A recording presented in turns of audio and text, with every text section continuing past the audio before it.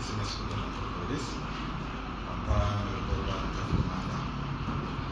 njagala kusiima njagala kweyanza abantu baffe aba tax industry okukolera eggwanga lyaffe na discipline empisa ezimutolese mu kubo gaffe. Omwogezi omu mabegaawo yayogera nga poliisi tukoze omulimu bulungi naye walimu ebintu bitatambula bulungi. Yagamba mabega nga traffic bayambe okutebekanisa ebikolwa bya mukono batone. So abakulembeze baffe abayitofu mukono nawe kuba mu itofu erikota njagala kubasiima abakuba mukukoze ekintu kinene mu ggwanga lyaffe okweemployinga abantu baffe okunonyeza mu school fees abaana baffe kugenda mu masomero okutatawaanya eggwanga eyo nayo source of employment. Nze wano na mukama wange njagala kubawa ebiro bikulu Christmas festival ngaba tax industry njagala mbeera abakakamu mbeere na discipline n'abantu abatudde wano mulu abakulembeze ba tax njagala mugende mubuulire ba driver baffe okubeera n'empisa olaba period tugendamu tugendemu bulungi tuvuddemu bulungi tulina obulamu. Twagala ba driver baffe babeere n'empisa mu kkubo tubanywa ebintu ebitokoza emitwe tubanya marwa sipiidi okuvugisa ekimama mu makubo gaffe. Awo mwabadde mwagamba omulala yagambe Rwanza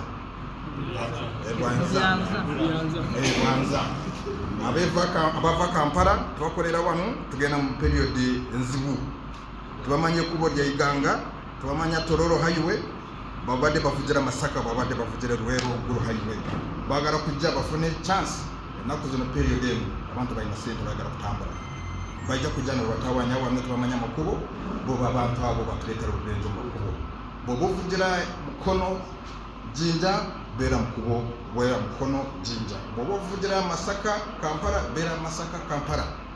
So eyo information omutanda gwange nabadde njagala kubawa abantu ba mukono abakulembeze ba taxi yalimu n'akwata emmotoka eyo n'etandika kukola bibye okumala ebbanga lya mwaka mulamba n'emyezi 6. Emmotoka eyo n'agijja wano Mukono municipality n'agitwala e Kampala ne bagijjamu ebyuma byonna ne yingini ne gearbox byonna ne bibula. Emmotoka eyo omusango ne guwaabibwa ku poliisi y'e Mukono. Emmotoka n'ekwatibwa n'ereetebwa n'epaakingibwa wano mu yaadi wano eri. Ku ssente z'emyooka ziri $3,000,000 pulezidenti ziyaweereza mu buli municipality n'awalala. Omusango bwe guwaabwa state attorney owawano ne gusanctioningibwa ng'omuntu oyo alina genda mu kooti awoze ne bakola apiiru okuva wa regional state attorney ng'omusango guwedde okusanctioningibwa fayiro ne bagyongerayo olwedde ewedde okusanctioningibwa nga n'omuntu oyo ali bweru.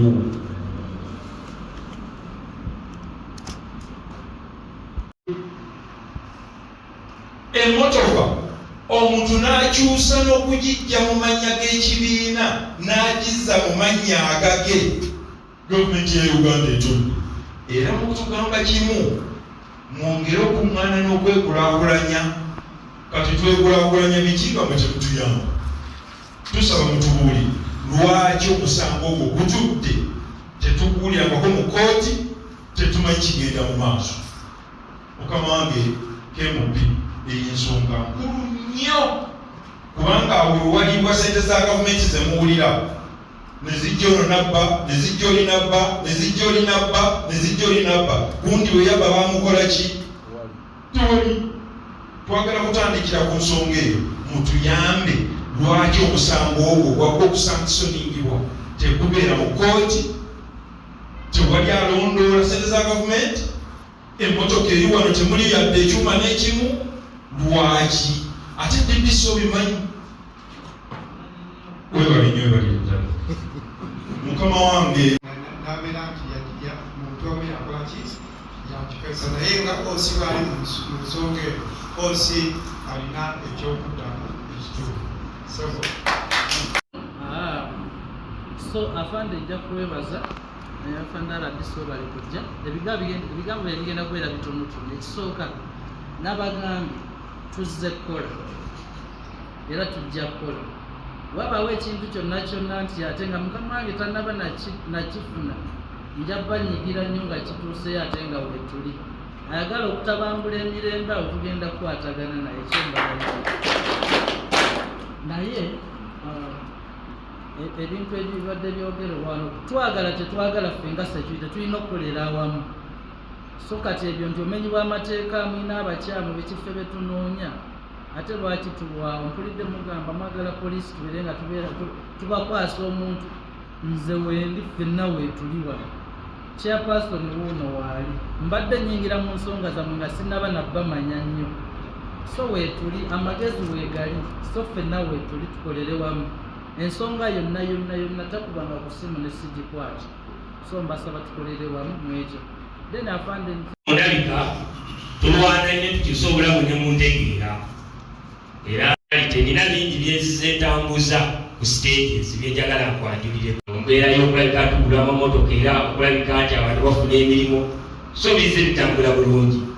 Era tubasaba nti emunaatulungamya etambulira mikono gyammwe omulimu gwaffe gujabeera matakuta. So obutamala nnyo obudde badde nsaba sipiika kuddiza omuzindaalo abakulu babeeko ne message batuwa. Pulezidenti Museveni yaweereza emmotoka ey'okwekulaakulanya Mukono municipality eya taxi. Njagala kagamba nga ne RDC awulira bwe yagiweereza n'etandika okukola Mukono municipality. Emmotoka eyo bw'ekola akaseera omukulembeze eyali mu kiseera ekyo tusobole okumaintaininga ekintu batusaziiwo. Ensonga lwaki tubanyise mu takisi omulimu gwaffe guli sensitive. Buli alina kyayagala oyisaawo atubuulira byetwagala kuwulira ayiseewo byayagala. Kati bannabyabufuzi batutuukirira atuwa ekyo newankubadde kiba kibi n'atuwa kitwetaaga okuwulira tusobole omuyisizaawo byayagala. Ne tumaliriza nga tulwanaganye ne bannamateeka ng'ate tufiiriddwa n'omulimu gwaffe gukoze eki guweddewo. Y'ensonga lwaki ffe nga bannamukono twasazeewo twetegerere ng'abatakisi era ebyo tuba twetegeredde tusobole okubaleetera ku ki ku mmeeza. Ekibeera ekikyamu mutuwabule. So yembeera bwetyo bweri. Y'ensonga lwaki twasazeewo nti ebitusazeewo twetaaga tubayite oyo anaabaze ng'abiwakanya mumugambe nedda mitingi yatuula era bwe bityo birina okubeera. Manyi ebiseera ebisinga bakongola mu z'ofiisi zammwe olwokuba balina bye baagala. Mumanyi mu takisi obubinja muffe bwasooka bw'okeera mu makya omuntu awumudde. Ensonga lwaki tusazeewo tuliziganye nammwe direct nti omuntu bw'aba azze eyo era nyongera okwebaza mukulu DPC emabegakaawo waliwo abali bavudde ku stage emu ne bajja e Kampala mukulu DPC n'akuba ku stage eyo yennyini nanga newankubadde mwagala kunnyonnyola naye omukulembeze alina okukola ki alina okubeerawo. Era okumanya nti nebalyogera tebyali bituufu n'olukiiko baludduka mu ki buddusi. So DPC tutambulire mu mbeera eyo tusobole otereeza mukono naffe tusobole owesa omulimu gwaffe ekitiibwa. Sijagera ku makya nganze chairman municipality nteeka ekitwawula nga tutwala waggulu takimanyikira nga tukanyiza. Enteekateeka eyo tugirimu nnyo era n'emabegakaawo yagamba era byagenda okola tunula kubanga tumalayo mpaka Mbale ne Busia ne Tororo. So banatuuka okwogera bakulembeze ensonga eyo mwagi tumala gituusa ku mmeeza era omukulu agenda gyogerako. Nebaza abakulembeze ebiseera ebisinga edda ng'owa takisi bw'ayimuka era kituufu okakasa nti lwaki wa takisi naye bikyuse nnyo lwakubadde bakama kati wannaye tubakubireko ensonga zaffe tujja ziyisa mu bwangu naye ebisingira ddala nze ngenda kwebaza bamazima geetaagisa takisi yo ebadde efudde kuva itoda bwe yavaawo netutandika okukola buli omu byayagala butofu nejja era ndyebaza etukozeemu omulimu nalwo olukiiko lukubireko muka nabwe tusobola okwekolamu omulimu tuteeko mu mukono mu mbeera ya traffic nga sipiika bwakyogeddeko tulina ekizibu nga bannamukono tetulina paaka era twakijjirisa ate nga tulina otuusa abantu nga tono batuusaako saavisi bwe yatuwandiikira etugamba tuve ku makubo netwebuuza ekibuuzo tuddawa era twamala okyebuuza ne tutuula meeting zisezibaawo ez'enjawulo era ziri zijasaavingibwako abamu abenjawanyako bye bino newankubadde tetulina paaka nemukono tukyagala enkulaakulane tetujagamba tujaleeta jjaamu kuba ekyo kiba kiza mukono ki emabega netukaanya netusalawo nti emmotoka zijja kubeeranga bbiribbiri buli ku siteeti emmotoka etakika ebeere ebbali era ekyo netukikaanyako olusooluso ebajja zibasangwingako awo twakikaanyako fenna era netulaba nti kyo tekisobola leeta jjaamu netusalawo ensonga endala nti ebyo osobola okubimentaininga tetujja sobola kugamba dereva nti beerawo awo era tuvaawo tetujjasonga mukulona eno nti beeraawo kuba tajjabeera kuseejeza takisi zokka netusalawo tugenda kuleetingawo law enforcement era olwobutatwala budde tugenda mensoni ngagenda okutta obukwasi osobola ky okutwefulira n'ogamba nti waffe amateeka tetugamanyi tusobola okumuleeta oluusi nga tumukubyemu nembi ate n'otuvunana gwa kukuba muntu kati bwoba tusindikira abo ne bajjangayo ne tufuna amasimu gaabwe nga tukakubira mangu ne bajja kituyamba n'olwekyo mukama waffe DPC okuyita chairperson wa Mukono municipality nnyo